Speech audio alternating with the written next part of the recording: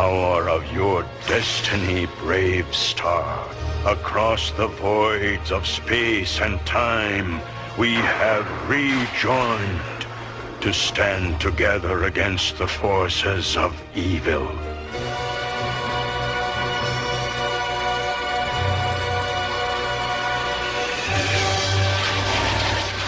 Now I may unlock the 4 great animal powers born within you and give them into your control.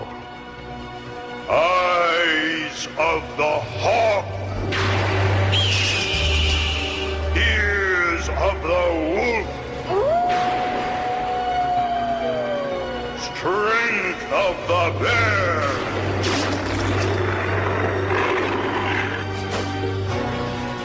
speed of the puma.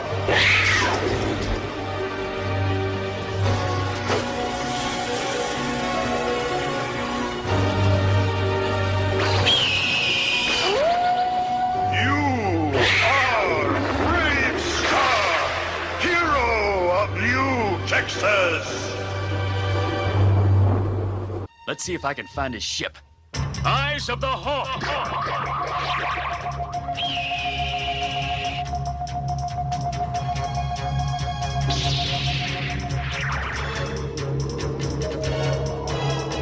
There he is. He's in the Badlands. Wait.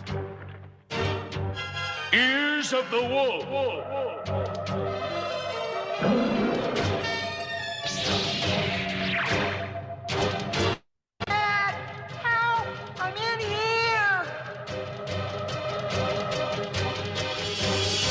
That way. Speed of the Puma!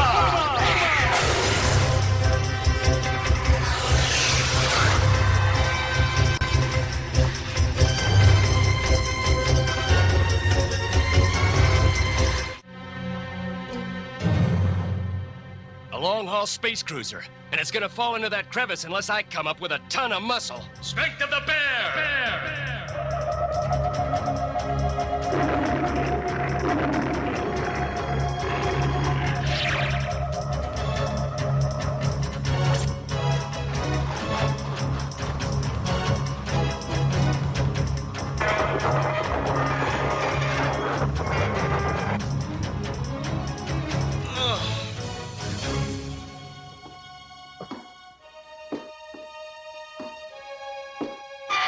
You.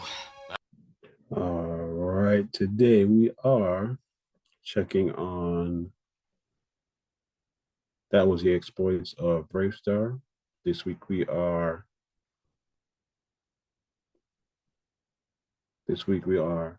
going over the weekend for Florida State and LSU. We will go ahead and review 3-game series between the Dodgers and the Braves. It's a 4-game series. The Braves won 3-1, and Ronald cemented his greatness as NL MVP.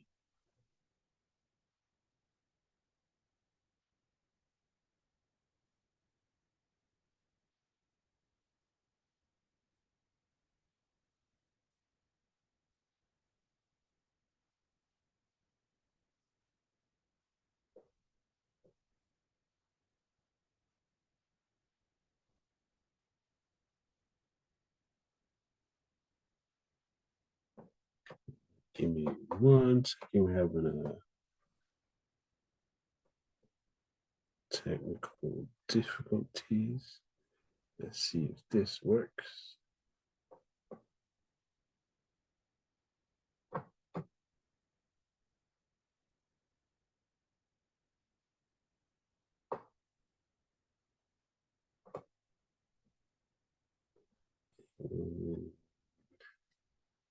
Here we go.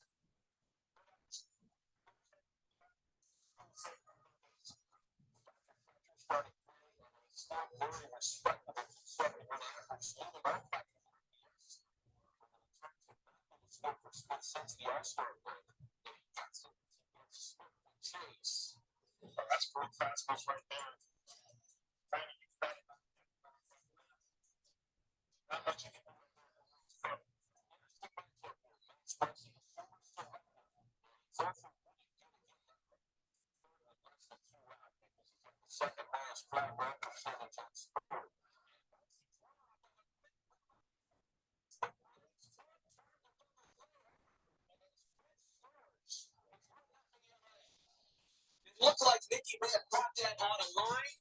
Instead, he caught it on a hop. Turned it over the line. I just think you got to go right now.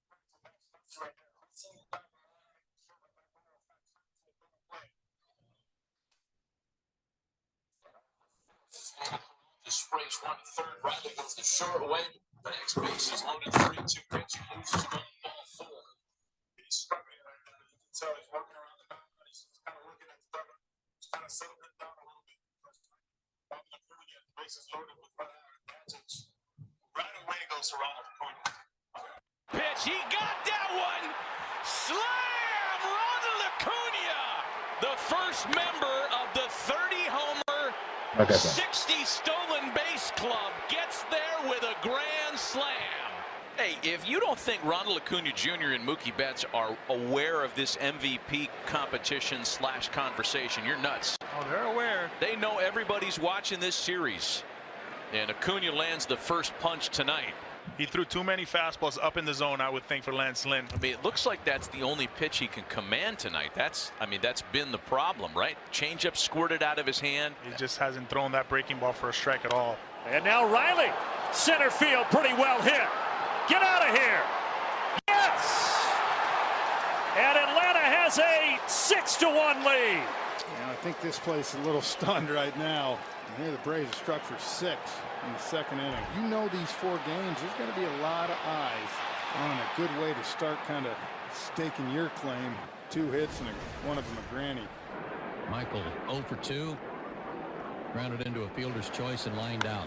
This ball to right center field. Outman back, and Outman will watch it go.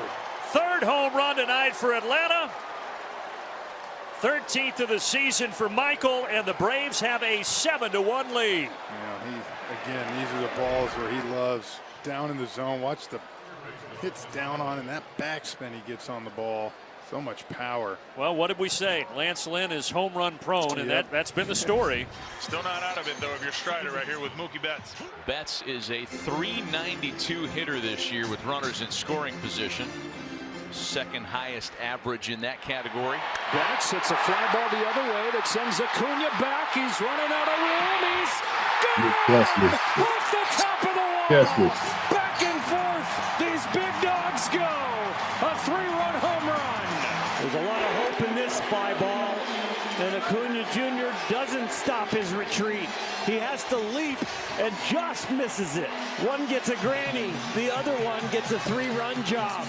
Hey, Ronald, anything you can do, I can do better. It was going to be a very close play, even if the ball was delivered accurately. Error charge to Max Muncy.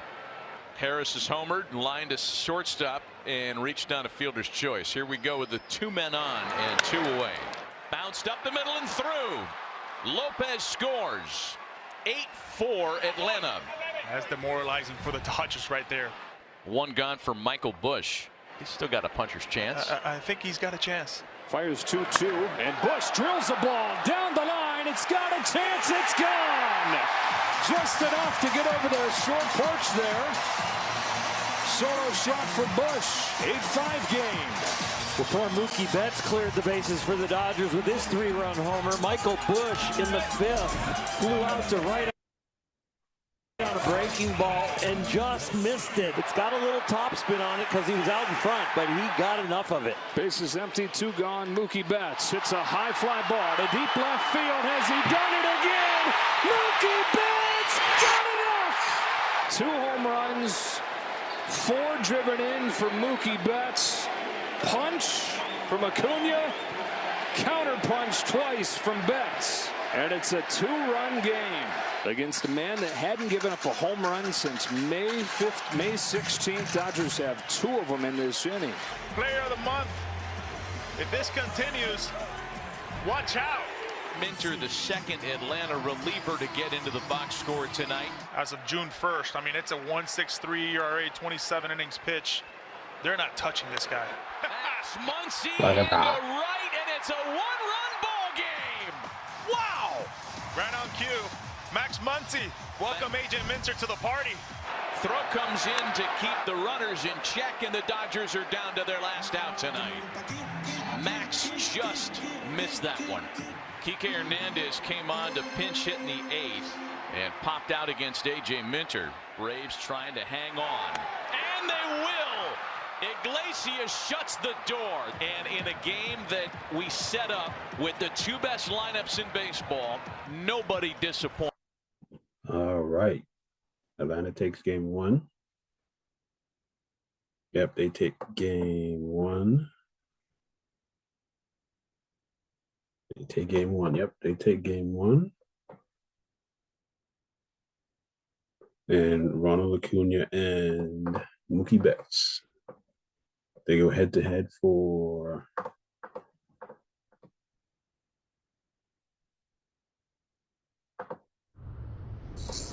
against a 23-year-old. That's not the game. They go head-to-head for the NL MVP.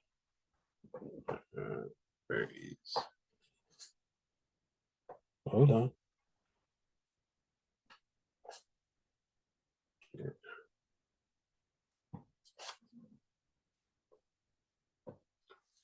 And Ronald asserts himself as the MVP. We're going to go to game 2. Happening inside the stadium. We see Vanessa there, Natalia, and the other 2 daughters as well, and Mookie Betts out there giving hugs. And the players on both teams are lining up wearing Kobe Bryant jerseys. And there's also going to be a $100,000 donation to the Mamba and Mambacita Sports Foundation. Yeah, the calendar flips over to September 1st, and it starts with a fantastic pitching matchup. Julio Urias, who over his first 4 starts of August, it looked like was right in the ship. He had a 1.44 ERA. An important matchup within the matchups tonight. Julio Urias has struggled in the first inning, and the Braves historically good in the first inning. So the pitch on the way to Ronald Acuna. He takes ball 4. There's a good start here in the ball game. Leadoff walk. Albies pulls one to short, could be 2. Rojas to second, 1. Hernandez to first, a double play. The other way, and a soft single to right for Austin Riley. 1 on with 2 outs.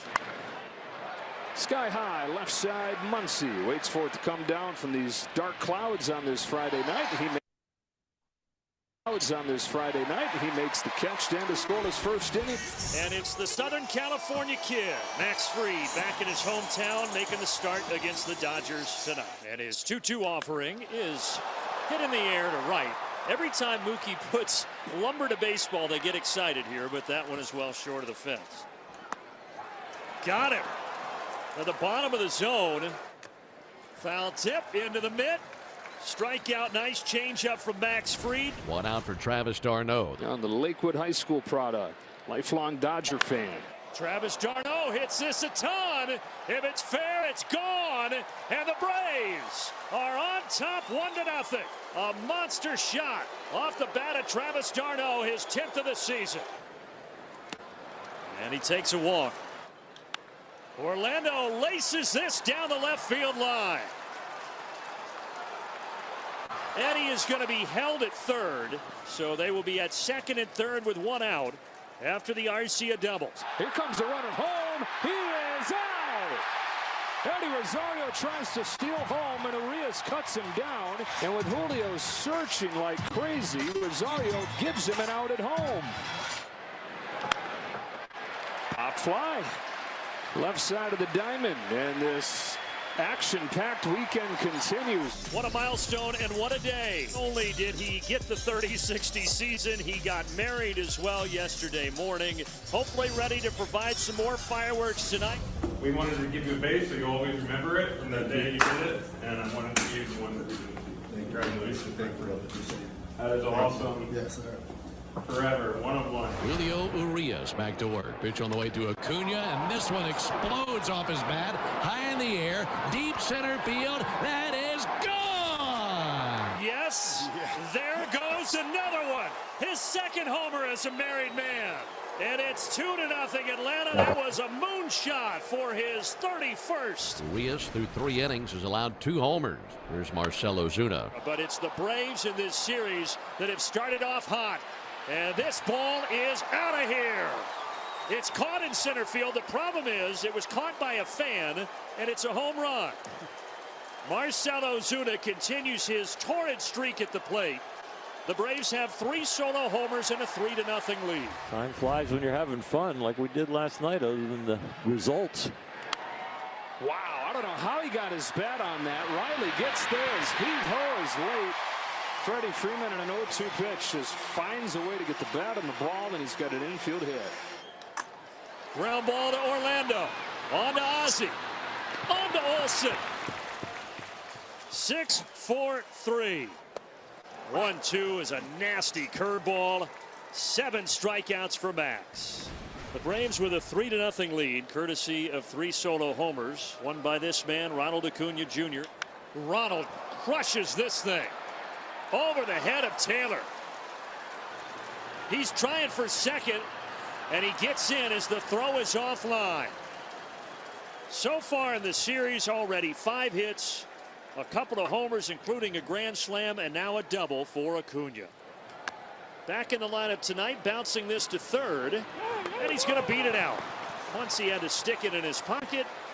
A double for Acuna and an infield single for Ozzie. Ronald tries to go to third. He's going to get there. Urias made a mistake and threw it to the second base bag. Do it all, kid. Stolen base number 63. So a chance for Atlanta to add to this 3-run lead with a 1-1 pitch in the air. Right field. Pretty well struck. Betts goes back. It's off the wall. Ozzie will be held at third, but of course Ronald scores easily And Atlanta has a 4-0 lead. He's getting all kinds of hits and getting on base. Here's pop-up. Infield was in, so Hernandez has ways to go, but he's there for the first out. He's hit in 11 straight now. His home run was his 32nd. Infield still in the pitch. In on the hands, he fights it off, and it drops. Marcell Ozuna is living right. Another hit for him, another run driven in, 5-0. Ground ball to short, 6, 4, 3. Braves get 2 more. Only 62 pitches here starting the bottom of the 5th, so pitch count in really good shape. Line to center. Michael Harris makes a great play. Money Mike with a money grab, running straight on in center field. Bottom of the order for him here, which includes a couple left-handed hitters. Eddie Rosario's one of them. Big bounce, fair ball. Freeman fading and throwing in time. What a play by both guys. Ferguson getting there to catch it. Freeman timing that whole thing out. Scramble drill, like you're a quarterback. Just getting on any pitch. Another one. And guess what? It's the curveball again to take care of Will Smith. 10 strikeouts for Max Fried. And everything moves below it. Bounce it is short. Arcia throws. Yeah, an attempt there by Olsen to dig it out, but he couldn't. And Rosario's on to keep the inning going. That's ball 4. Grounded, taken by Riley. And Max Fried, back in his hometown, throws a masterpiece. And he leaves with a 5-0 lead after 7. Ground ball, and it gets by Bush. Just into the game, beyond his outstretched arm. And it's a double for Ozuna. Your best players in there. Darno singles to right. Rosario laces it to left. It drops in front of Taylor. 6-0 Atlanta. Johnson to Altman. Altman sends one to right center field. Harris won't get there. It's down for a base hit. On for the second time tonight. Bounce past the reaching glove of Johnson, and Albies couldn't get it out of the glove, and a break caught by the Dodgers here. All right, so here is Colton Wong making his Dodger debut. Altman at second, Rojas at first, Johnson to Wong with an 0-2. Hammered, and Colton Wong starts his time with the Dodgers with a home run. A 3-run home run into the Braves bullpen. It is now 6-3 with 2 outs. Oh, 2 home runs in Seattle in his 67 games there this year. He hits a 3-run home run in his first at-bat in L.A. And then a 4-pitch walk to Smith. That's into left field for a base hit. And don't look now, but the Dodgers have the tying run coming to the plate. Colton Wong 3-run homers re-energize this Dodger crowd. But Tonkin quiets him down with a huge strikeout of Chris Taylor. Last night was a pressure cooker at the end. The Braves hanging on 8-7. Just need one more out. Left center. Michael's there. The Braves win. Atlanta has won the first 2 games in the 4-game series here in Los Angeles. Yep. They won the first 2 home runs. Ronald Acuna, 2. Mookie Betts, 2. Now we're going to move on to game number 3. Against a 23-year-old Emmett Sheehan, who's in the big leagues for the first time since August 3rd. It's been a while, 30 days or so, and when you look at him out there, you're seeing a young man that continues to refine his arsenal. Braves, of course, at 89-45. Both the Dodgers, their magic number is 15. Atlanta's is 14. Emmett Sheehan about to throw the first pitch of the game to Ronald Acuna Jr. Cracks this one in the air, shallow left field. Back goes Rojas, calling off Peralta. He's got it. And I would imagine if you're Emmett Sheehan, you're taking a bigger sigh of relief than usual right there.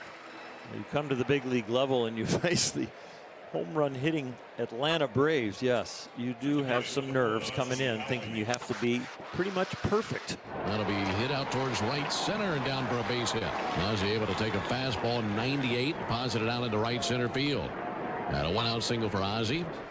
Austin Riley coming up. Riley is 5th in the league with 150 base hits. Statistically, Atlanta has the best offense and the best pitching staff. Little wonder then they're 89-45. Swing and a miss. Bugs Bunny change. 2 out. Drop the speed off even more, and so when the speed goes down, that means the grip and the release were outstanding, and that's where you get all that movement.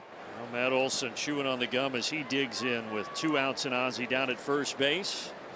Man, I think for this Braves lineup, the length of the lineup, if a guy is struggling like Matt, he's got ample room to kind of figure it out. And if you're not great for 7 days, oh well, the rest of the guys are. Ozzie breaks for second with 2 outs. He's going to be able to trot in there because that pitch misses, and it's a walk to Matt Olson. And here's Marcell Ozuna. Talk about being hot. Got an 11-game hitting streak. Swipes out swinging, and that will end the inning. On the mound for the Braves tonight, 24-year-old Bryce Elder, who is the opening day starter for the Braves.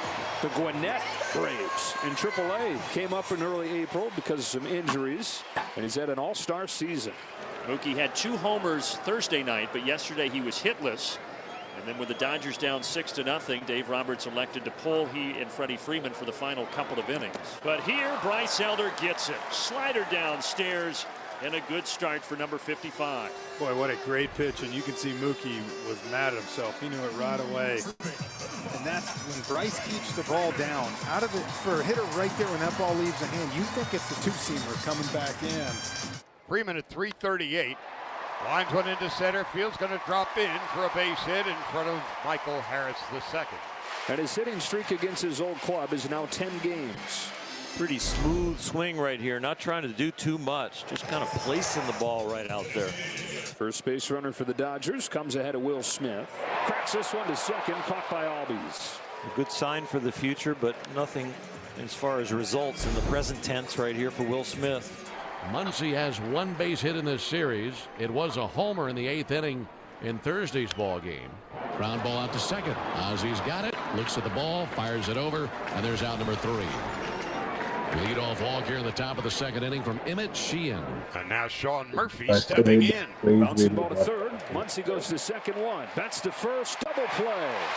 Well, the walk was the 3rd 2-strike base runner. They've had 2 walks and a hit, but this is a nice way to erase a 2-strike base runner with a twin killing. Wiping the bases clean for Sheehan and Orlando Arcia, who has a .385 average over a 7-game hitting streak after he went 2 for 4 last night. Lunge and a miss. Arcia goes to a knee, going after the sweeper that just disappeared on him. Now James Outman coming up. 256, 17 home runs. He's knocked in 59. First one from Elder is popped off the hands. Albies is there. So is Arcia. Arcia the catch over his shoulder. It's a little more complicated than it should have been. Stay right there. I'll catch it over your shoulder just like I'm putting my arm around you for a picture. F6 on top of 4. This is the best part. The diminutive second baseman did not take too kindly to that. Do you think Ozzie's like, look, guys, I've heard all the short jokes, you know? I get it. Braves have gone 7-1 on this road trip to this point. And the opponents have tried to keep up with the Braves offensively, but they've just been lapped every single night. A lot of that because of this man. Here's Ronald Acuna. Acuna smashes this to center. Don't even bother chasing it. My goodness. A homer in all 3 games in the series. And Ronald Acuna is saying, MVP? That sounds pretty good to me. Not much has gone right for the Dodgers in this series. Big picture, they've got a chance to strike here and turn the tide. Well, the last time they lost 3 games in a row was when the Giants swept them back in mid-June. Ground ball to shortstop. Arcia to Albies on to first, double play. 6-4-3. Barnes comes in to score. The game is tied at 1. Now things get a little trickier for Bryce Elder. The 7-time All-Star and the 6-time Gold Glover, Mookie Betts, with the bases loaded. Got him looking, strike 3. What a pitch. He just froze Betts with a slider, and the Dodgers leave him loaded. Dodgers with men on base tonight are 1 for 13. So they put Kike Hernandez on in order to get the lefty-lefty matchup. A.J. Minter against James Outman. Got him swinging, strike 3. Huge strikeout for A.J. Free baseball it will be here in Game 3 of the series. Just a single run for each team. Both of those runs scored in the third inning. Well, if you want some drama between two best teams in the National League, you came to the right place. Orlando, deep left center. Gone. See you later. And Atlanta has a 4-1 lead. Keeps the Dodgers going and sets the table for the possible tying run at the plate with Muncy and his long ball. And maybe it's the type of hit that gets Will Smith going. Sky high to center field. Harris. And the Dodgers down to their last out. It's an RBI out of it as Betts comes in 4-2. And it'll be up to Rosario. The Braves exercising some demons here in this series at Dodger Stadium, a place that historically has not been very kind to them. Braves with 5 wins in the last 25 games here coming into this series, but a chance to take the first 3 of 4. And he's got it.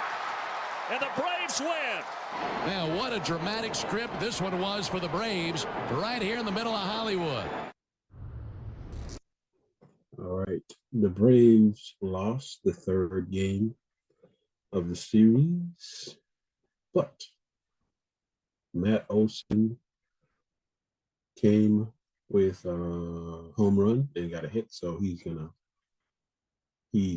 to get hot. So I know that's probably what's going to happen.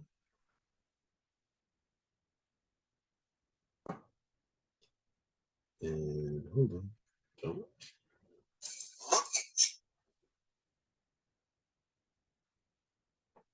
We're going to get to that soon. Hold on 1 second.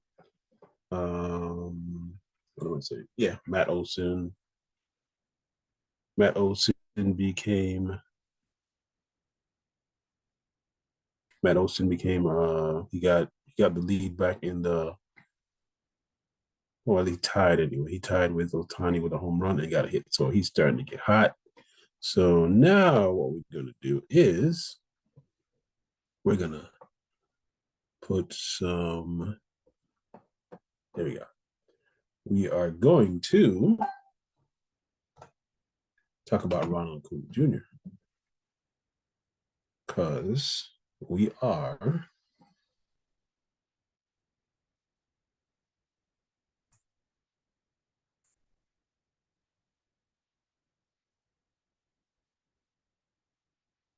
going to put some love on Ronald Acuna Jr. because he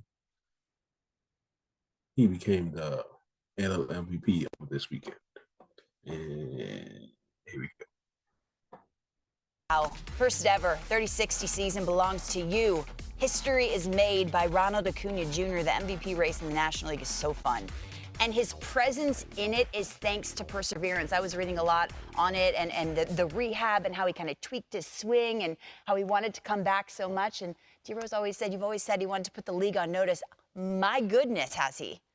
Lauren, I think obviously Shohei Ohtani, best player we've seen in a long time. But if you're talking about pure swag, athleticism, doing things a little bit differently, making the game look very easy. I always talk about body movements. This guy, no one's got body movements like this guy. He's a breathtaking athlete. He really is. That's a perfect word. It's unbelievable. And he's got a different swing than everybody. We'll eventually skybox it here, but there was so much to digest in that game. Lance Lynn had been pitching so good, but you know that he's thrown a ton of heaters since he's gotten over to Dodgers. He always has, but if he doesn't have a little bit of command on his changeup and a little bit on his slider, that is a ridiculous ask for him to get through that lineup. Is Ronald going to have a 40-80 season? I mean, that's 10 homers in a month and 20 stolen bases. What do you mean by nobody swings like him? That is interesting. We're going to get into it because he almost does things that you wouldn't teach. You can't teach what he does. But if you focused on that game till 1 in the morning, there was so much to take in. You had Max Muncy in the bottom of the 9th just missed clipping a Raisel Iglesias changeup that would have changed the entire dynamic of the game. There was just so much to take in. Mookie Betts going 2 homers after watching this guy hit his bomb. How do you get married? I was talking to my wife on the drive-in, kind of making a joke. It could go 2 ways, right? You go on no sleep, you get married, you're looking at stingy eyes and an 0 for 4 in Dodger Stadium. What does he do? Party. Yeah, he goes grand slam.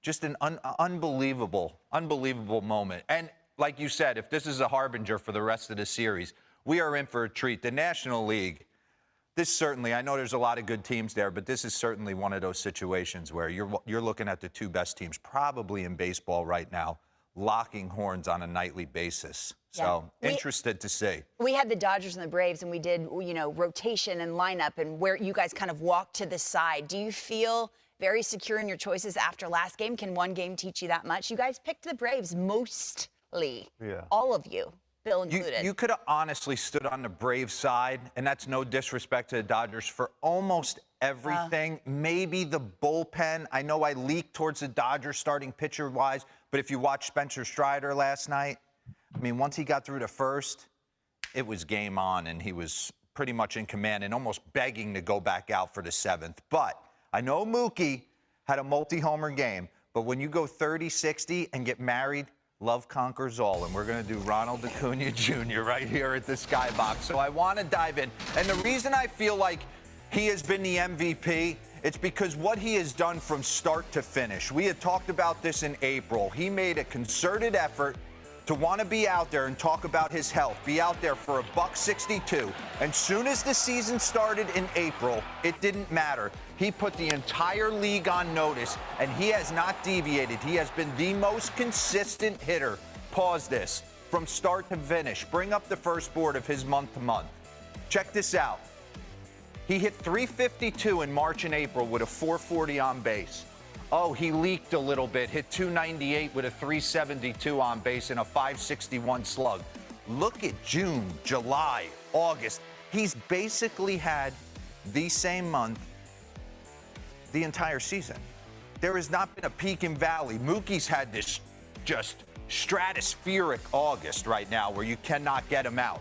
But this guy has been crazy consistent. So I want to get into his at-bats last night because one at-bat kind of compounds and leads to the next. This is his first at-bat of the night against Lance Lynn. Pause that real quick. How many times you see an 0-0 first pitch of the game curveball? You can't throw this guy a heater right out of the gate or it's 1-0. And Lance knows that. So he misses with a curveball. All right, let's try and get back in the zone. High heater, we're going to get to that. Because his swing would promote that's the one potential hole he might have. And Lance tried to exploit it. Run that back for me real quick. Once he takes this pitch, Lance is really in a bind. Run this. This is a great spit. Little two-seamer down, just off in. Stays inside, doesn't try and do too much, and hits an absolute rocket to the right side. So now he's on first base with Freddie, and he comes up his second AB. Yonder Alonso and Matty V were on the call, and Yonder said Lance is going to have his work cut out for him getting through this because he was having trouble commanding all night long. And he tries to elevate another heater to him, and it doesn't come back. Bring up the board of him against elevated heaters before we get into this side angle. Slug leaders versus elevated four-seam fastballs. Anthony Santander, Mookie Betts, Acuna, Bryson Stott, and TJ Friedl. All right, let's get back in. So the reason I say right here, leave this, that you would think you could elevate heaters to him is look at the position of his hands. When he first broke in May of 18, April of 18, if you go back, his hands were high. And Kevin Seitzer, he had struggled just a little bit, lowered his hands a little bit. So it would almost promote that if you're going to get him, you're going to get him right here. But he is a different breed. Run this. He's able to get to these pitches. And it is absolutely gorgeous what he's been able to do. Watch Freddie's reaction on this. Oops, let me cross my arms and line. How good is that? Freddie's like, don't worry, I got 52 doubles. And he's hammered that elevated heater. That's 98 from Luis Severino, top of the zone. Nate Eovaldi, 97. As soon as it came out of his hand, he wanted it back. So watch. Pause. Leave that alone for a second. I want people to focus at home. We talk so much in today's game about ground balls or outs. Even with the shift out of the game, ground balls or outs, right? So you see a lot of guys that want to drop this back shoulder to create hitting the ball up in the air, okay? Like attack angle to the baseball. I don't even want to use the term launch angle anymore. It's like, how are you attacking the baseball to try and promote line drives and homers in the gaps?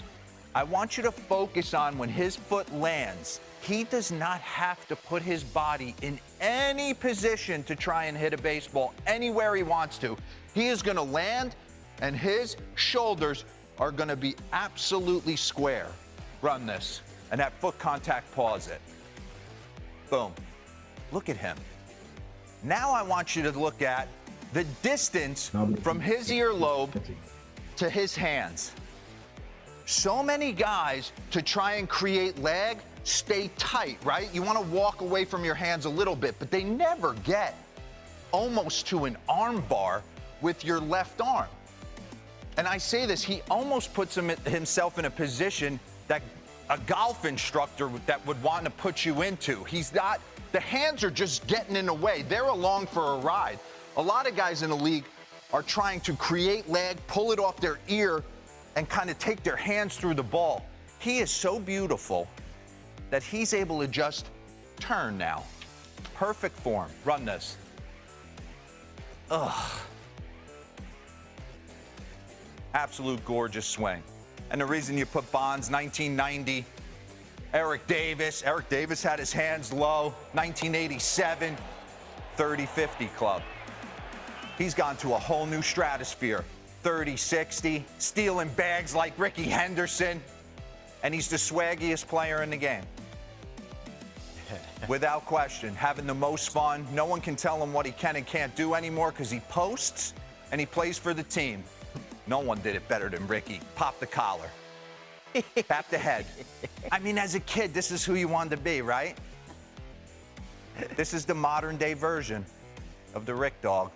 So just, I mean, crazy how consistent he's been, and he's been on the field, and when he's healthy, at the top of the lineup, best leadoff hitter in the game, you can make the argument. I mean, it's going to come down to the wire because Mookie, multi-homer game, Freddie's still in it.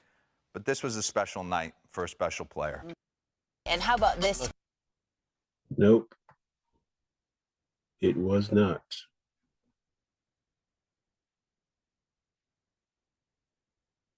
Ronald cemented his MLNB MVP season, got married, and check this out. Chance to take the lead with Acuna coming to the dish.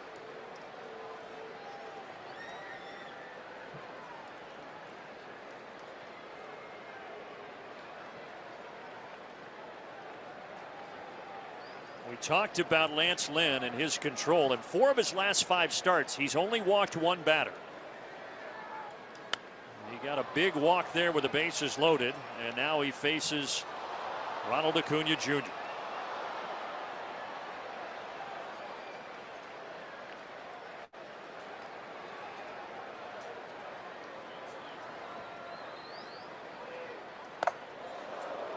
Inside 1-1.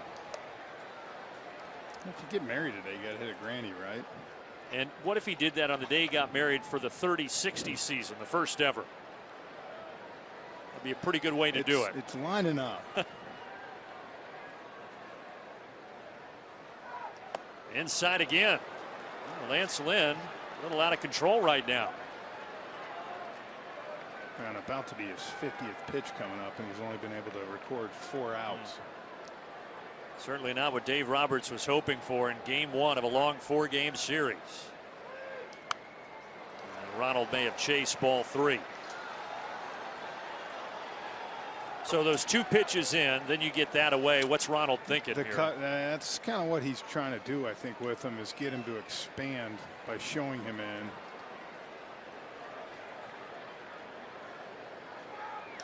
Ronald hammers this to left center. That ball is history. And Ronald Acuna Jr. just made history. He has Major League Baseball's first ever 30-60 season, and he does it in grand fashion. And Atlanta has a 5-1 lead. And oh, by the way, it's only August 31st. What a milestone for Acuna.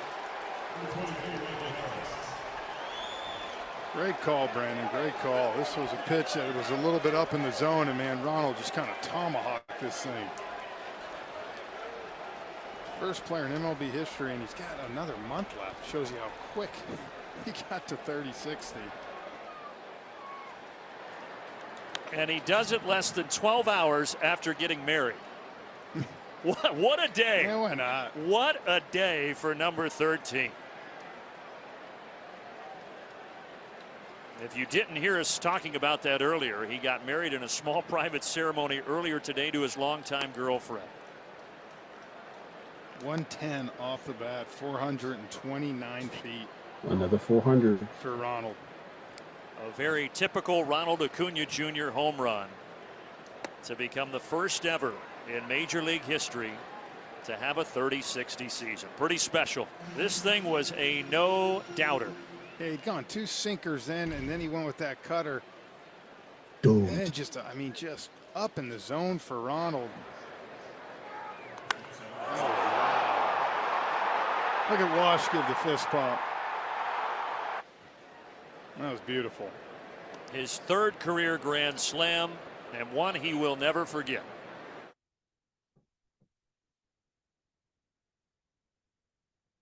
All right, we're going to have the hardest one he ever hit. The hardest one he ever hit. Hold on this. Hold on. This is the NL MVP. He's hitting a home run, but we need sound. Hold on a second. Hold on a second. I said, hold on a second.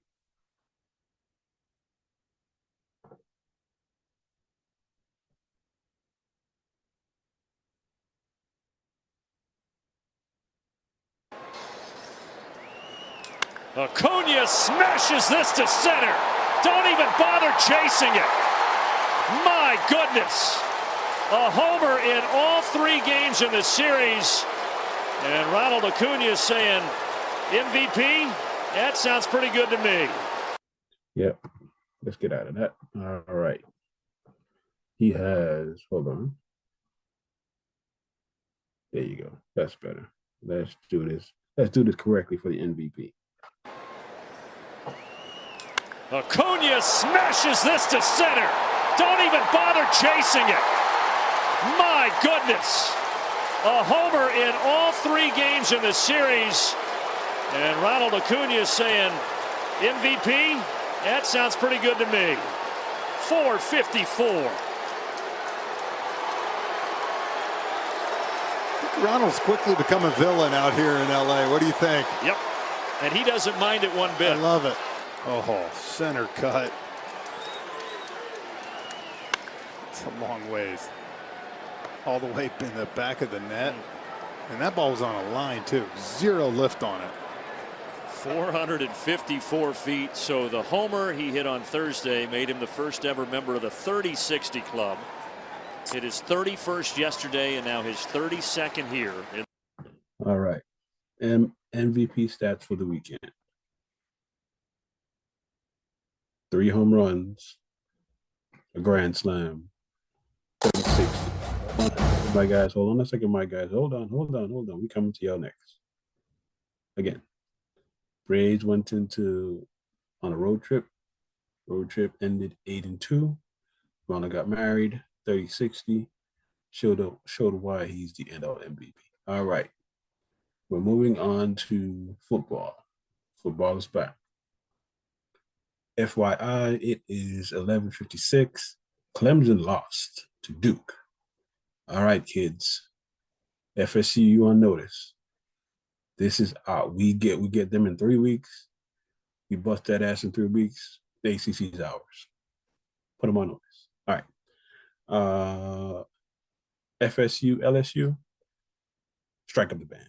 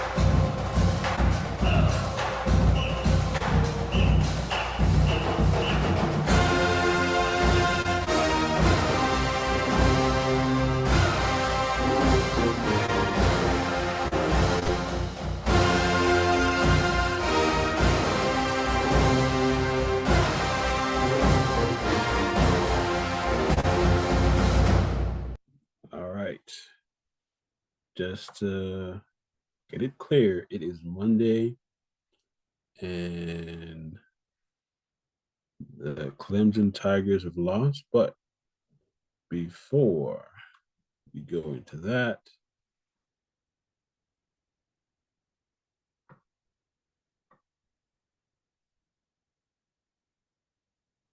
we keep receipts, Mr. Kelly. We keep receipts. Upset, yep, there you go. But we keep receipts.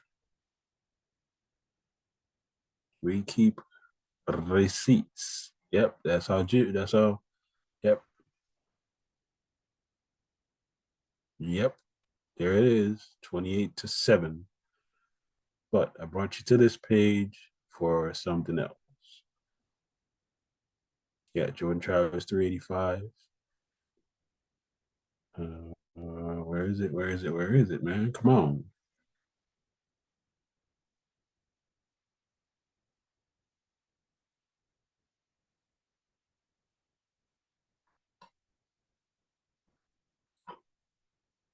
See what happens when you need the internet, man. Technology. Technology.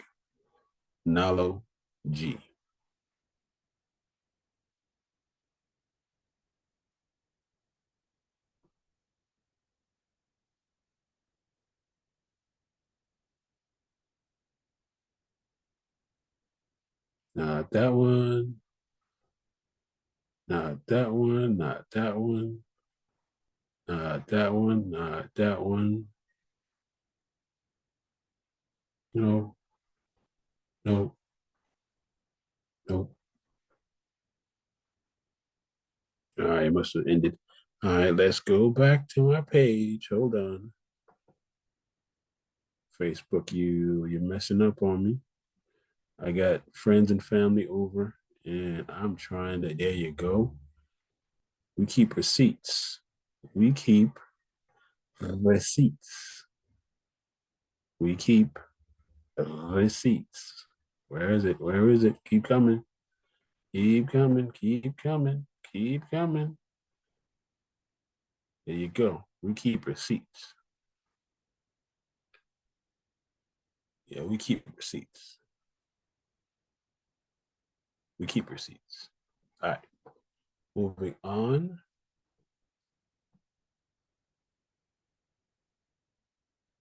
All right. This is the matchup of the weekend.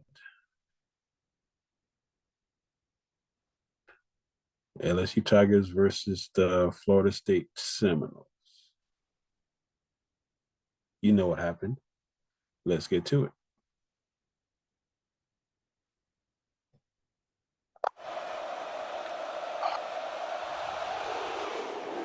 And Fitzgerald drives it to the end zone, and LSU will start from the 25-yard line.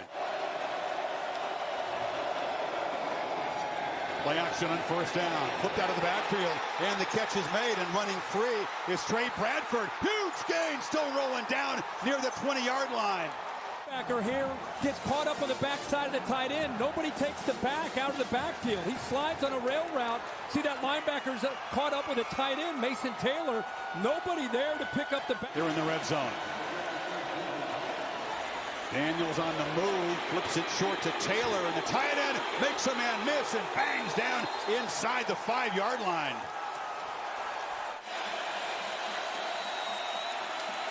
Daniels has time in the pocket, delivers into the end zone, catch made, but out of bounds.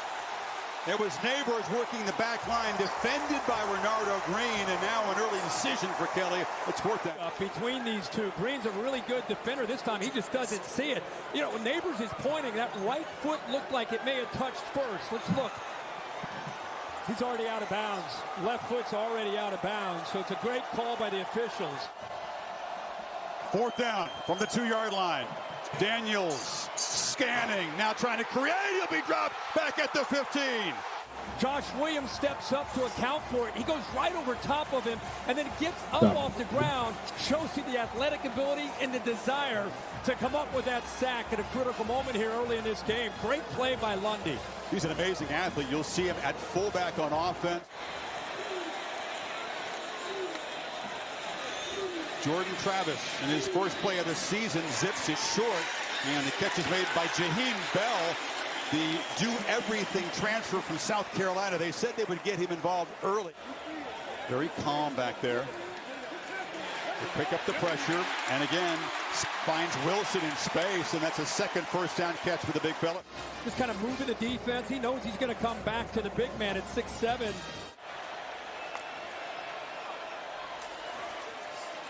Benson follows some blockers, and Trey Benson, one of the toughest guys to tackle, one of the best in the country, Kirk, at yards after contact a year ago. Play clock at 2. Travis flushed, looking for help, delivers underneath. It's Wilson again, and Wilson has now made 3 catches, all of them for first downs to the LSU 40. He's not going to bring him here on third down. They're going to spy with him, so he's got to try to keep that quarterback. Problem is he commits too far. Let's Jordan Travis create. Travis has been dialed in on third down tonight. There's a slant on first down. Catch made by Coleman. Deion Coleman, his first touchdown as a Seminole.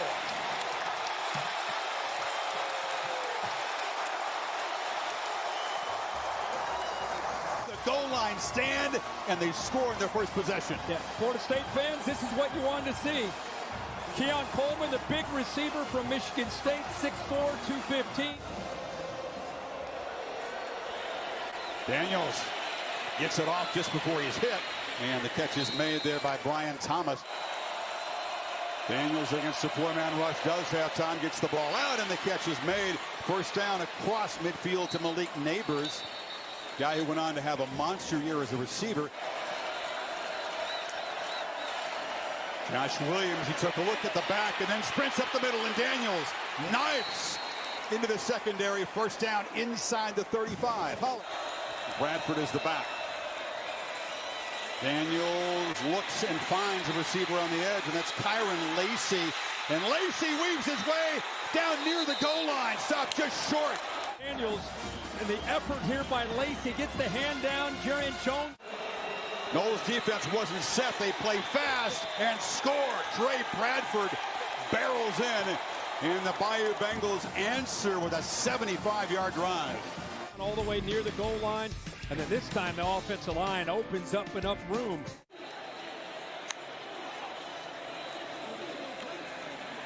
Travis scans and rolls and flips it short. That's Benson out of the backfield, who was spun down at the 33 after a solid gain. Vance is a Louisiana guy, so you know he's going to be keyed up playing LSU. The Louisville transfer. Daniels throws across the middle, and that's Brian Thomas, and he spins free. Not great tackling so far by the secondary of the Noles tonight, and now another flag comes out. Coleman motions out to the right. Travis scanning, flips it up underneath, and the catch is made by Toafili. So the drop is a drive killer, and Mastromano hits it high. And coming up to make a fair catch, another muff. A scramble for the football. The Florida State team has it. LSU thinking, oh no, not again. If LSU talked at all about, hey, last year the special teams issues, you talk about something to a point where it can become something you'd start to mentally worry about. Travis had to pump fake, throws it into traffic, and gives it right back to LSU. Poor decision, and Deuce Chestnut, the Syracuse transfer, made him pay. And it creates hesitation for the quarterback. When he sees the blitz, he sees it, nobody there to pick it up. He wanted to get the ball out quickly. I think it'll be depending on where they are in the field and how the game's going to flow of the game. Daniels still's got it on the edge. He's got a blocker, he's got space, and that's just easy yardage for the quarterback. Sprinting out a couple of yards short of the marker. Jay Bramlett to punt it. Not particularly good. It's going to bounce and get a nice LSU roll. And that's Coleman, who did not come up and field it. He was not a punt returner at Michigan State. He's new to the role. Touched that punt.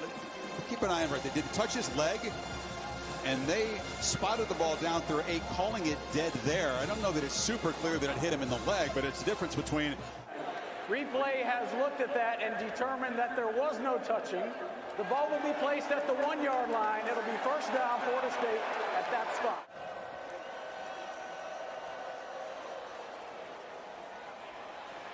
And he escapes. And Daniels right down the middle of the field. Makes a man miss. It is finally dragged down at the 11.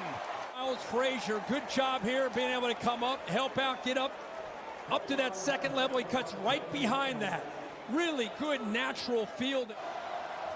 Kane again. This time he dives into the end zone and LSU takes the lead. Making use of that great field position, 50 yards in 4 quick plays. The clicker, the AT&T 5G. Watch how they just are able to go up and over. Look at that left side, just collapse down, push it down, give him room to go up and over. Florida State only 2. On the 6 on second down, Travis has time now, chooses to use his legs. He's got good speed too, slides down. Knowles fans wanted a late hit. It's a good job here of not forcing it. The last couple series he's forced the ball. He has an open receiver there to the outside, Keon Coleman. But I think he's a little hesitant of trying to force that throw. That's what the fans are excited about. They wanted that late hit right there. Bill, what do you think of that call? Yeah, in this game, the refs were totally against Florida State. Even though the outcome was the outcome, I think they were pulling for LSU. Backs out. Now late pressure off the edge. It's picked up and a dart across the middle. And that time, big fella makes the catch, and Wilson dragging folks into LSU territory.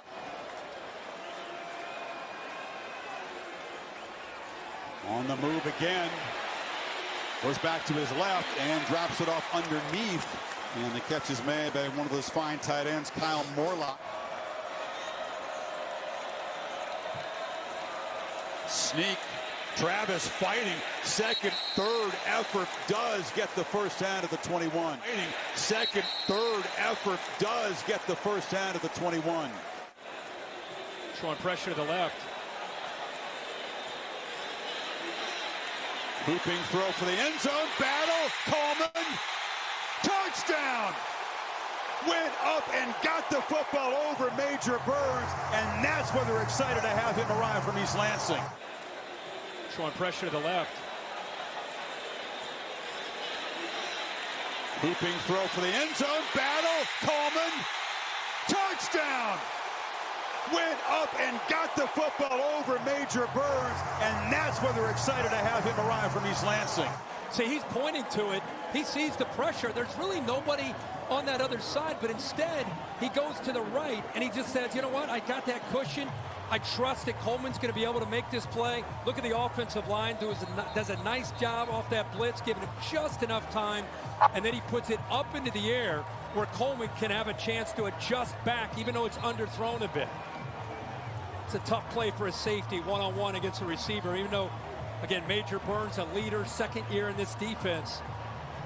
And precise with his throws. See what LSU does here. A minute to go. They've got 2 timeouts. They'll work the sideline. Neighbors couldn't quite escape. And the clock now will stop here as they move the sticks momentarily. And that time they pass him off.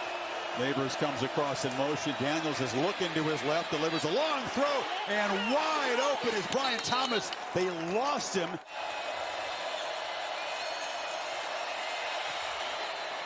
No problem. LSU in less than a minute before halftime drives at 60. All right. The score is 17-14. Will the real Florida State please step up?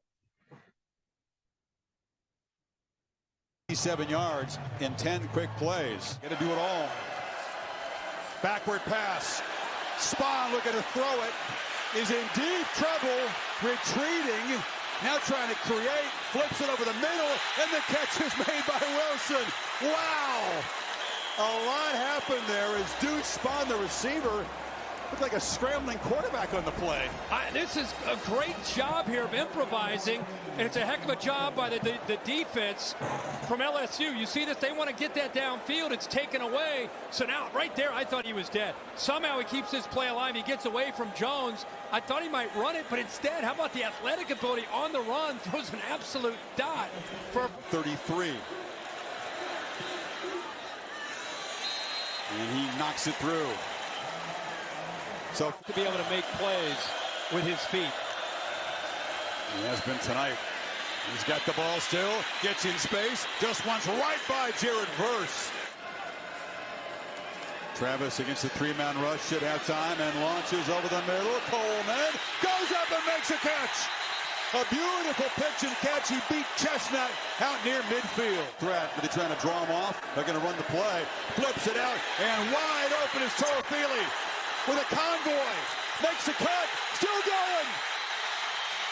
Sliding down at the one, but a huge fourth down conversion puts him on the brink of claiming the lead. Downfield and a heck of a block by Johnny Wilson. And now playing fast, just walking in the end zone is Jordan Travis.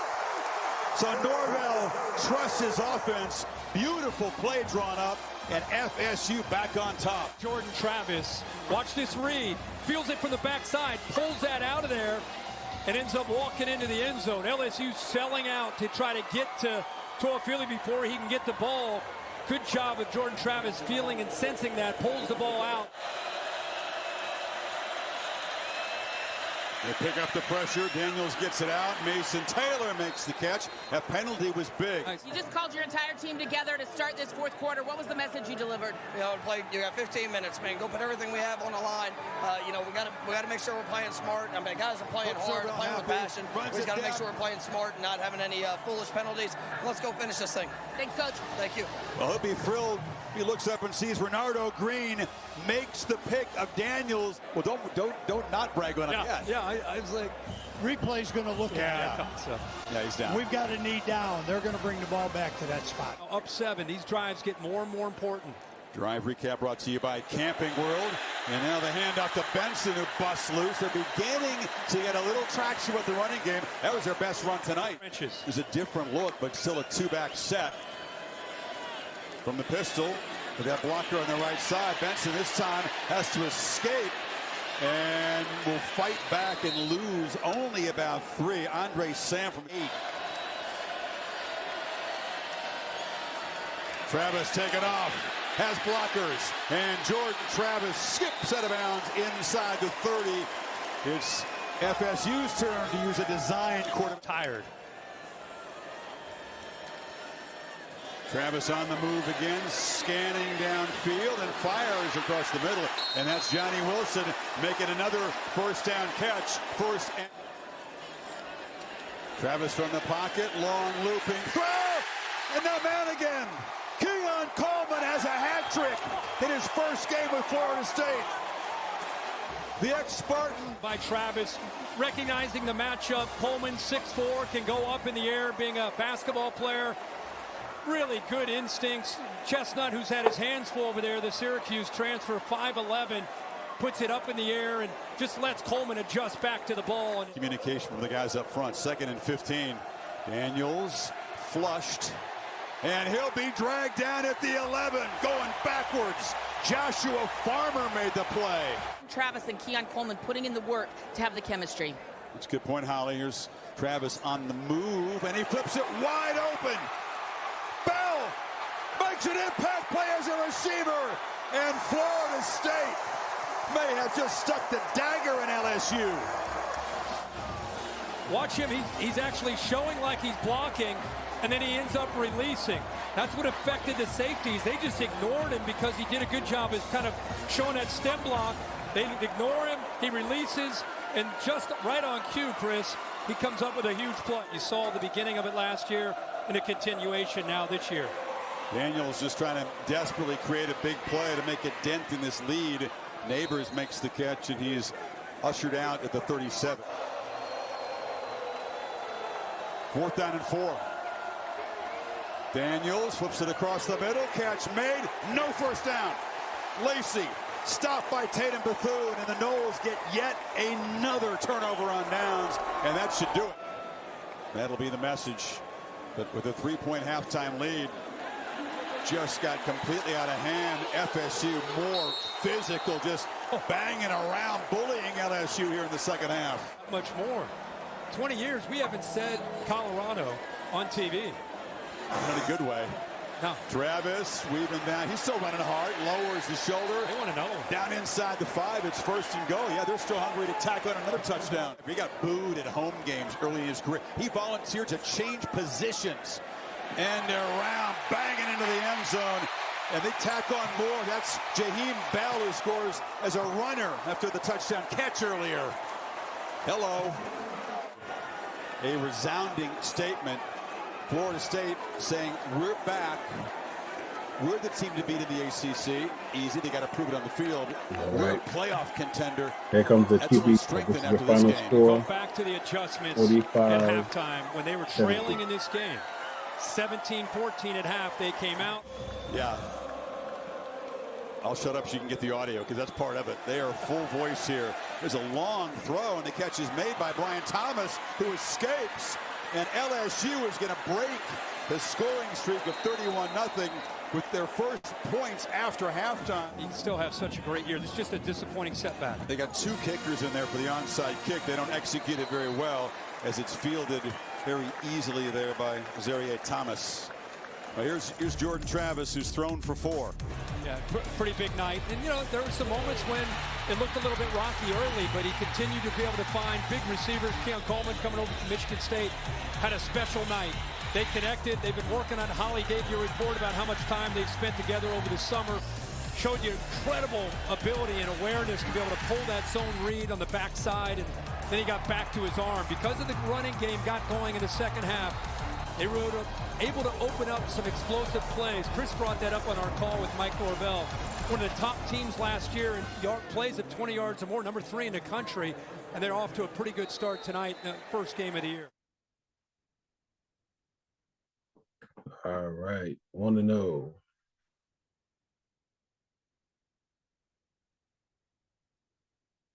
And we beat the number 8 team in the nation. All right, we're going to give some Jackson State love, and then we're going to go back to Florida State. Check it out. And their stunning upset of TCU, Deion Sanders, his debut as the Buffalo's head coach. Colorado was more than a 20-point underdog. Travis Hunter, Deion's son, Shedeur, stole the show. Remember, this program, talking about Colorado, was 1-11 last season. So, Heather, give me your takeaways from what you saw out of that Colorado stunner, because Hunter played both sides of the ball, had, 11 catches, 119 yards receiving, big pick at basically the goal line to cap that game off, and Shedeur threw for 500 yards, 4 TDs. Travis Hunter is at the top of my Heisman list right now. Wow. With all due respect to Caleb Williams, when you see a performance like that on both sides of the ball, making plays that change the game, we haven't seen that in decades, people. Okay, so we'll start there. But the story is the fact that this team is talented and should be taken seriously. And I think that was a big question, was how seriously do you take this team in terms of a competitive? This is fun to watch. He changed this program. This is what Deion Sanders does. You tune in to see the show. We all watch to see the show, and it exceeded expectations in every shape. Deion Sanders more than a personality. Yeah. I mean, that guy could flat out coach. Yeah. Just to put it into context, okay? First of all, he's perfect for college football right now. He is so needed in college football. We're talking about personality. We're talking about fun. Amen. We're talking about joy, Yes. the joy of the game, confidence. Bro, you said it. This team was 1-11. 1-11. Okay, they had 87 new players. My biggest takeaway from the performance, it's 6 penalties. You know how hard that is to get a brand new group of people together. First game of the season, all the noise and conversation. We're going to play on the road against the team that played in the national championship last year. That's discipline. And have 6 penalties? Have 6, and it was, you had the 3 best players on the field, and it wasn't even close. Shedeur Sanders was absolutely surgical. Hunter looked like Charles Woodson and Chris Gamble, throwback to Chris Gamble at Ohio State. And Dylan Edwards was the fastest player in the field. That happened in 6 months. That's unbelievable, the job that and it wasn't just this acquisition of talent. They were so well coached and disciplined that I do not feel this was a flash in the pan 1 week performance. I don't. I feel like this team is a very good college football team. Yeah, but can I just say, that being said, and I don't want to be Debbie Downer here, but I'm gonna sprinkle a little bit of dose of reality on this. This wasn't the Super Bowl, okay? Just to keep it into perspective, TCU was picked to finish 5th in the Big 12. Sure. We don't know what they're gonna look like. Max Duggan was nowhere on the field because he's long gone. They've got a long road ahead of them in the Pac-12, which was outstanding this week. My only pushback to that is this. They play Oregon and USC at the end of this, September. The players in the locker room, since Deion has kind of taken them in, have heard, do it this way. You do it this way, you'll get this result. You do it this way. And as a player, and RC can kind of speak to this as well, you believe it, but there's always like a fragment of doubt. Yes. We'll really see. They believe now. Exactly. They believe and now. This is when you're like, uh-oh, now it really can get turned up. Yeah, you're right about that. RC, give me a capper on this. Well, the thing is this. You listen to Heather talk about the fact that they'll face USC, they'll face Oregon. We have to remember that this is a 1-11 team. We believe they could be because of what their roster looks like. But this team goes into TCU and wins. And it doesn't just win, it wins in impressive fashion. It wins with the 3 best players on the field. And that's what Deion Sanders has done to the Colorado Buffaloes. He's raised expectations so high, we've forgotten how terrible they were last year. And what he's shown, along with Texas State going in and beating Baylor, is that you can recreate a team in 6 months. You can recreate a team in a year. But none of this happens without Jackson State. None of this happens without Deion Sanders getting an opportunity to run a college program, getting an opportunity to understand the business, be able to delegate, be able to recruit and hire good men and women around him. Let's think about Sean Lewis, a guy that was a head coach at Kent State, decides to go be the offensive coordinator at Colorado because he knows that the amount of eyes and the amount of attention that will be on him now under Deion Sanders is more than he could have ever asked for at Kent State. So week 1 at TCU with people watching, most of them because they want to see you fail. This team exceeds expectations and immediately becomes the most exciting team in college football. If they win 5 games, if they win 6 games, if they win 7 games, for anybody else, we would say that's enough. But what's going to be more important about this team is you're going to have a team that's talked about every week, that's coached well, that's disciplined, and that competes. And those aren't things that people were trying to give Deion Sanders. So let's give credit to Jackson State, to Deion Sanders and Shedeur Sanders. They prove that if you grow and if you do it the right way, it shows up big time on Saturdays. And that's what happened for Colorado and Deion Sanders-led team.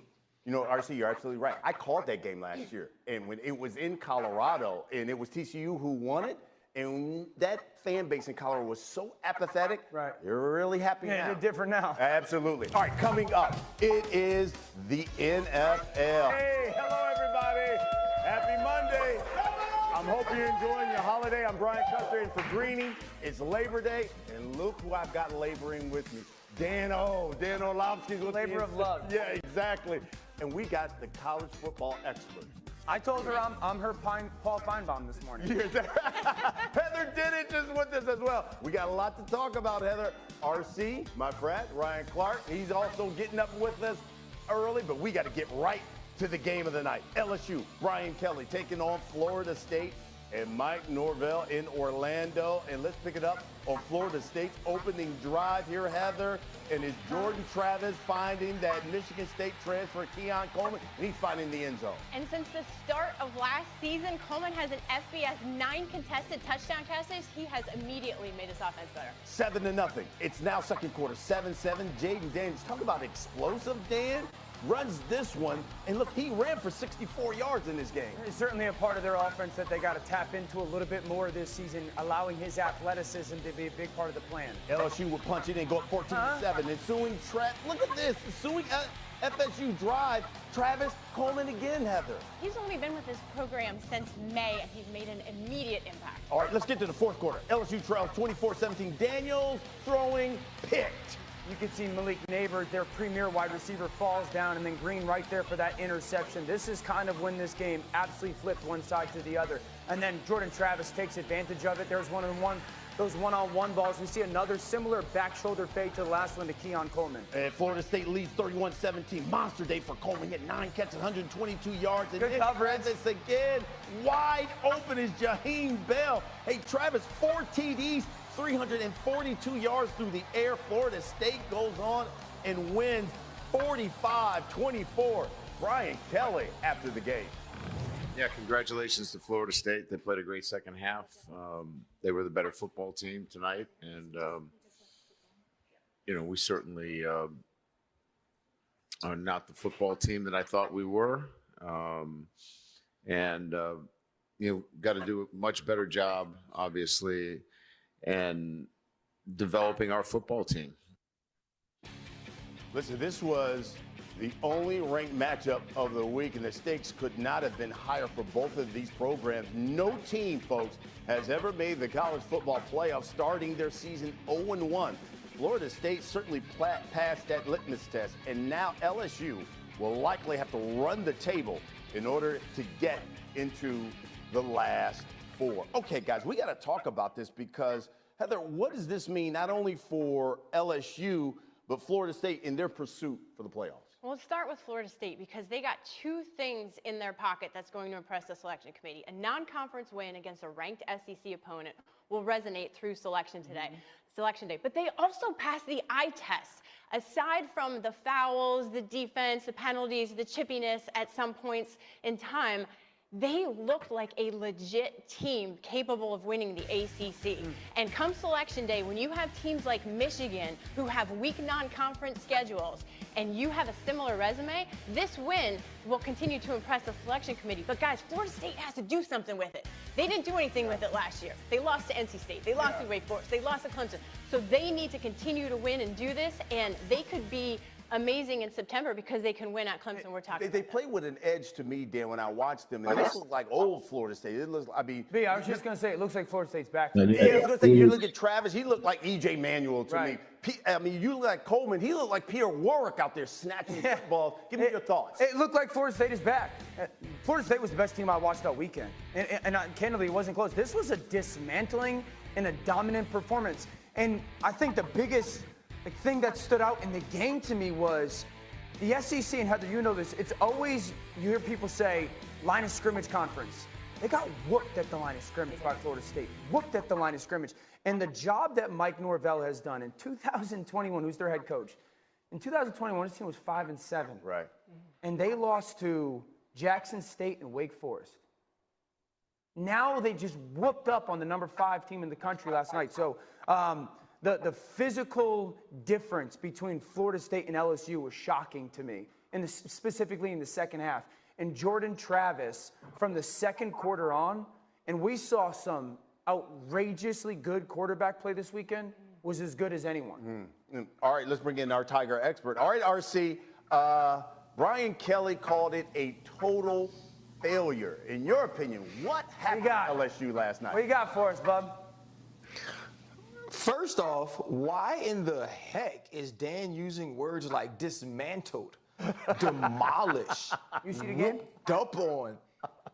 You know what? You would think that someone who is a friend of mine would understand what I'm going through this morning and the way that my Twitter was full of people asking if I would even be here for Get Up. Hell, Julian couldn't find my TVU, and I didn't want to help him. I was hoping to hop on this show in the bees, so I didn't have to talk about this. I mean, when you look at what Florida State was able to do in the second half, to me, it was the physicality in which they played with and which they did dominate LSU, as Dan said. And we think about this team with a guy like Harold Perkins on defense. When you have someone like Jordan Travis on the other side that can use his legs as well as his arm, it kind of neutralized what Perkins was able to do. He wasn't used in the rush. He was used as a Mike backer, as a spy. And so he wasn't a player that could make plays or impact the game. And also, what was glaring to me, I know Dan is talking about the lines of scrimmage. It's on the outside. Listen, LSU is known for having playmakers in the secondary and at the wide receiver position. Florida State was markedly better than LSU was at those positions. And this is in no way to discredit the young man.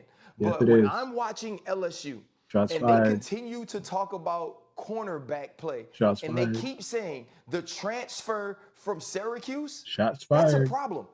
Because with all of the talent in Louisiana, with all of the talent in the South, all of the players who grow up dreaming to wear purple and gold, LSU shouldn't have to go to Syracuse for a transfer at that position. Shots and so fired. Brian Kelly is going to have to find a way where we aren't making guarantees the week before the game and then talking about the dismantling after the game. It's about getting your team to play with effort, getting your team to execute in a way that limits mistakes, and then finding a way to be more physical than the other team. And LSU wasn't any of those things last night in Orlando.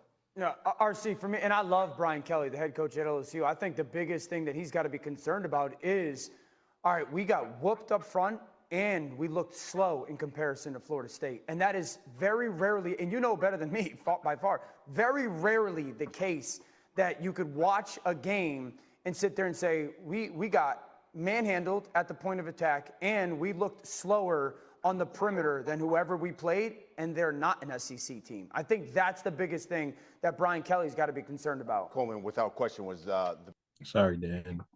We're that good. Put y'all on notice. All right, the best plays of week 1. Check them out.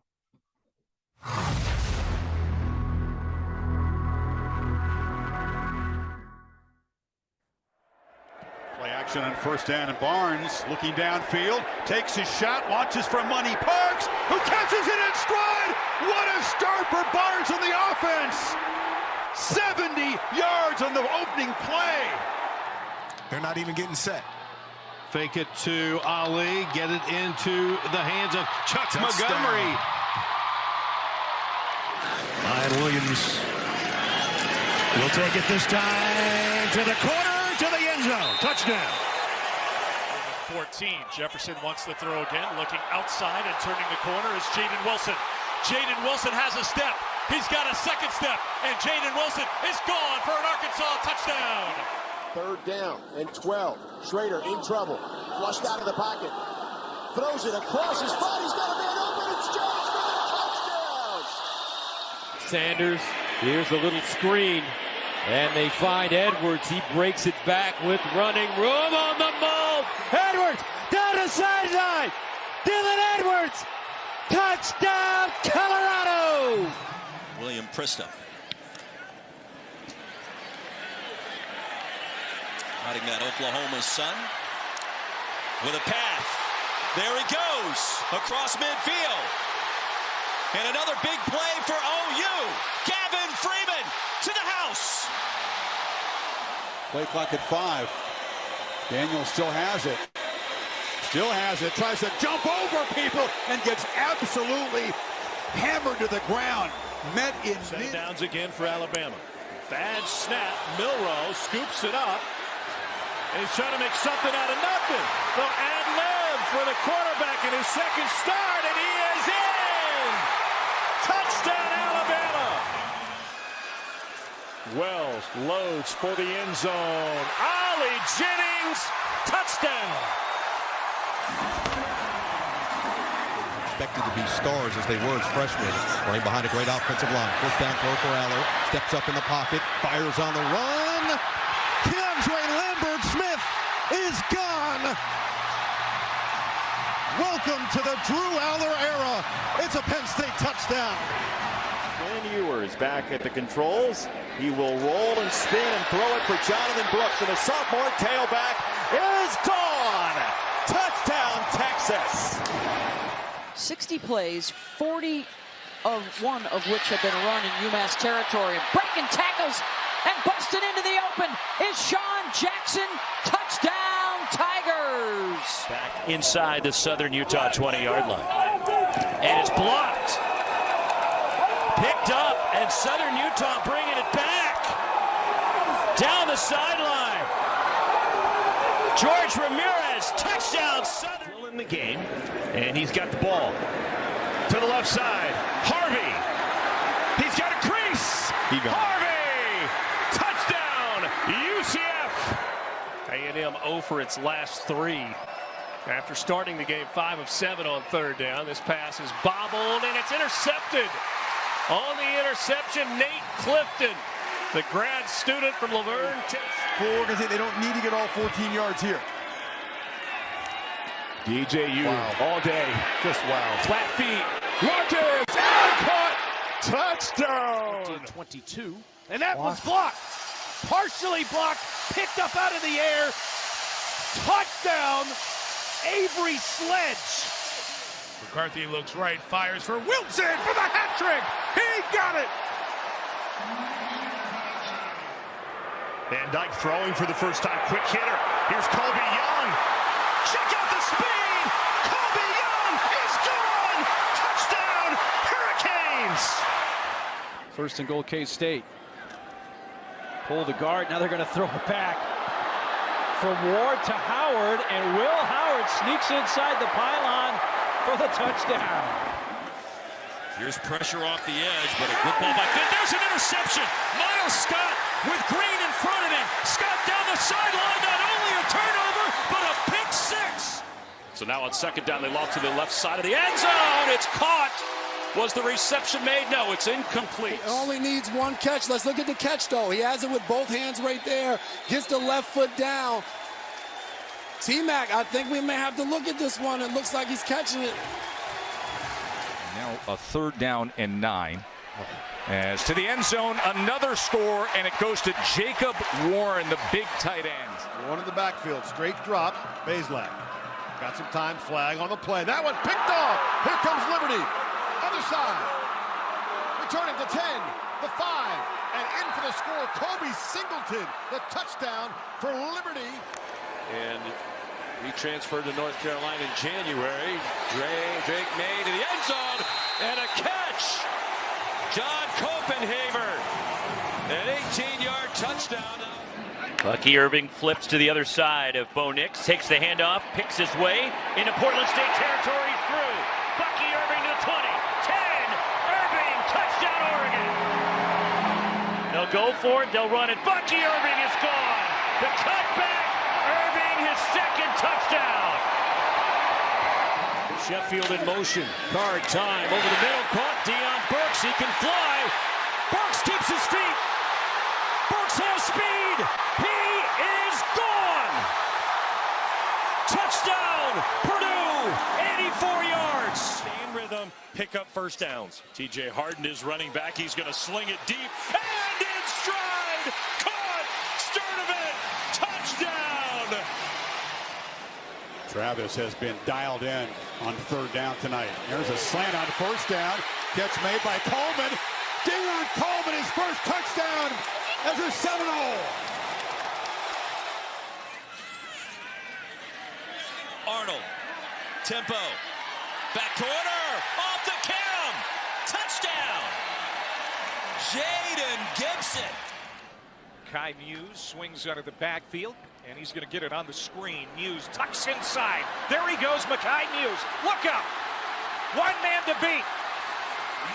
Touchdown. 3rd down, Morris. Intercepted. Wow. Travis Hunter. Unbelievable. 2nd and 11 coming up. Wigman looks back the other way, taking a shot. Touchdown, what a grab, Thomas. Jones leaks out. Williams trying to get it. Gets away enough to launch it. Just like last week. Dorian Singer this time. Dart, pump fake, plenty of time. Over the middle, another completion. And another touchdown for Trey Harris. Are you kidding me? Hartman keeps it himself and leaps into the end zone.